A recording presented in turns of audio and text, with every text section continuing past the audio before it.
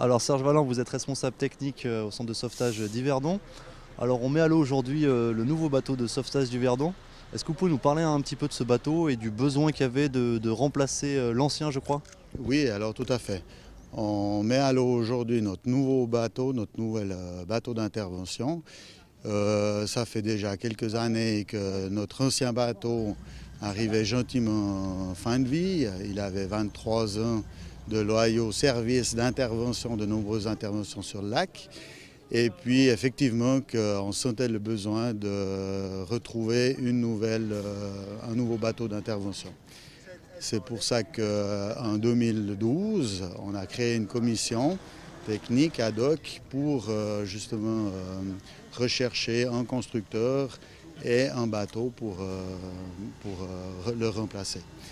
Donc le nouveau bateau, ça fait maintenant 9 mois qu'il était en construction et on a aujourd'hui la chance effectivement de le mettre à l'eau.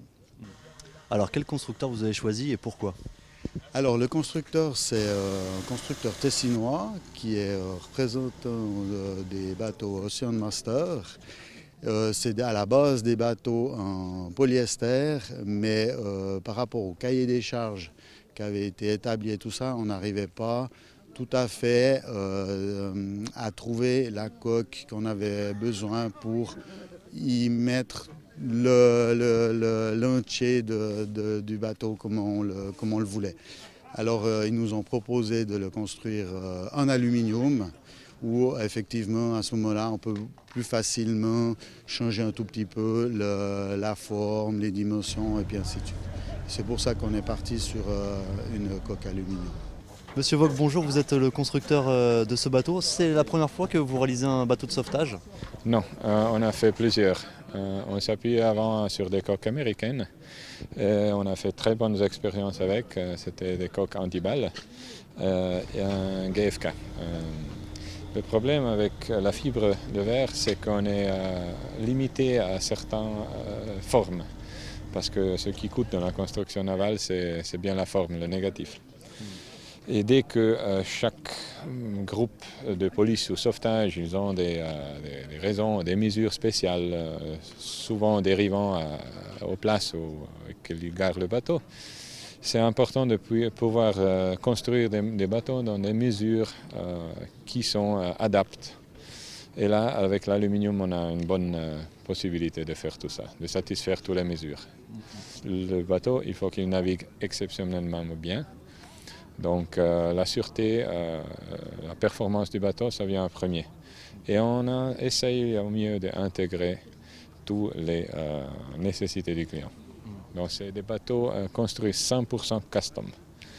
Le challenge principal, c'est les bateaux en aluminium. Normalement, ils ont des formes qui ne sont pas jolies. Ça dérive de la difficulté de plier les lamières dans 3 dimensions. On a un système de construction avec lequel on peut épouser une très bonne élégance, une forme cosmétique aussi avec une forme très fonctionnelle. La fonctionnalité, la résistance et l'épaisseur, c'est l'un de nos points forts. Et de le combiner avec une belle ligne. Alors au niveau des exigences, vous aviez dans le cahier des charges des exigences particulières pour ce nouveau bateau? Alors oui, on a des exigences au niveau des dimensions, au niveau des interventions qu'on fait régulièrement. C'est-à-dire qu'on a toute une panel d'interventions. On a des interventions où c'est du dépannage, où on va simplement dépanner des bateaux et tout ça. Et puis après, on a aussi l'intervention qui est beaucoup plus sportive, où on doit intervenir dans du gros temps avec par grosse bise ou vraiment mauvais temps. Et c'est vrai on avait le besoin, on sentait le besoin d'avoir un bateau qui était sûr au niveau de la navigation. Et puis c'est tout à fait ce qu'on recherchait et qu'on a trouvé. Alors par rapport à l'ancien bateau, qu'est-ce qu'il fait de plus celui-ci? Alors, il ne fait pas beaucoup de choses en plus. Simplement, c'est qu'il a des dimensions un tout petit peu plus importantes. Donc on a une stabilité qui est meilleure dans la vague. On a un peu plus de place au niveau pour pouvoir travailler. Et puis, ce qui est important, c'est qu'on puisse y mettre tout notre matériel d'intervention. Quand on part en intervention, on ne sait pas toujours ce qu'on va trouver, donc il faut qu'on puisse avoir notre matériel avec nous, que ce soit une motopompe ou que ce soit du matériel sanitaire, une planche de sauvetage, tout ce qui est défibrillateur, tout ce matériel-là.